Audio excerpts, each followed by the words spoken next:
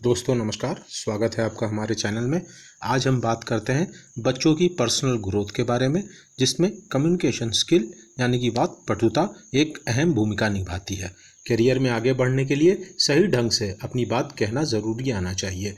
आजकल सब कोई उन्हीं लोगों को पसंद करते हैं जिनकी कम्युनिकेशन स्किल अच्छी होती है। वे सबके साथ बेहतर ढंग से कम्युनिकेट कर सकते हैं, उन्हीं को लोग पसंद करते हैं। इस वीडियो को अंत तक देखें, मैं आपको कुछ सरल उपाय बताऊंगा। इसलिए शुरू से ही अपने बच्चों को बातचीत की कला में निपुण बनाने की कोशिश करें। आप अपने बच्चों की कम्युनिकेशन स्किल कैसे बेहतर करते हैं, आइए हम लोग जानते हैं। कुछ छोटे उपाय। रोक टोक कभी न करें। बातचीत के दौरान जैसे ही बच्चा कहीं भी अटकता है, कुछ माँ बाप तुरंत बात पूरी करने लगते हैं, उन्हें सही शब्दों का चयन सीखने में लगा देते हैं। कुछ हद तक तो ये बात सही है, लेकिन हमेशा ऐसा करना बच्चों के लिए आत्मविश्वास का डगमगाना होता है। ये बात करने से वे कमज़ोर अपने आप को महसूस करते हैं और इसलिए बच्चे जब भी कुछ कहें उन्हें कभी न रोकें। ध्यान दें कि उनकी बात पूरी तरह से सुने। बात पूरी होने के बाद आप उन्हें समझाएं, उन्हें कहें कि कहाँ गलती हुई, दूसरे ढंग से वो उस बात को कैसे कह सकते हैं ताकि उनका आत्मविश्वास बना रहे। डलवाएं ध्यान से सुनने की आदत। अच्छी कम्युनिकेशन स्किल के लिए ध्यान से सुनना बेहद ज़रूरी है, इसलिए शुरू से ही ध्यान से बात सुनने की आदत बच्चों को डलवाएं। इससे बात का सार समझ में आएगा और उनकी क्षमता विकसित होगी बात को समझने की। वह कम शब्दों में सही ढंग से अपनी बात कह पाएंगे। एक अच्छा वक्ता और एक अच्छा श्रोता होना बहुत ज़रूरी है। बच्चों को समझाएं धैर्य का महत्व। माना कि सही शब्दों का चुनाव और छोटे वाक्य में अपनी बात कहना, ये सब चीज़ें बेहद ज़रूरी है, लेकिन धैर्य और विनम्रता भी बच्चों को सीखना चाहिए। ऐसा करने से बच्चों की सकारात्मक छवि लोगों के सामने बनती है, साथ ही लोगों को बच्चों की बात गंभीरता से लेने की आदत पड़ जाती है। धैर्य और विनम्रता का पाठ पढ़ाएं।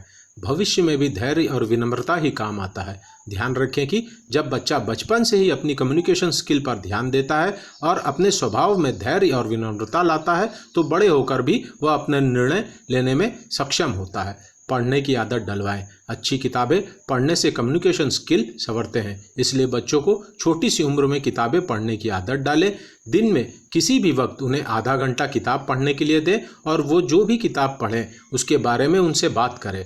पढ़ी हुई चीज़ें उन्हें याद होगी, साथ ही वह अपनी बात समझाने का तरीका सीख पाएंगे। ये कुछ सरल उपाय हैं जिनका पालन हर माँ बाप अपने बच्चे पर कर सकते हैं, क्योंकि किताबें सबसे अच्छे दोस्त होते हैं। आई कांटेक्ट भी है ज़रूरी।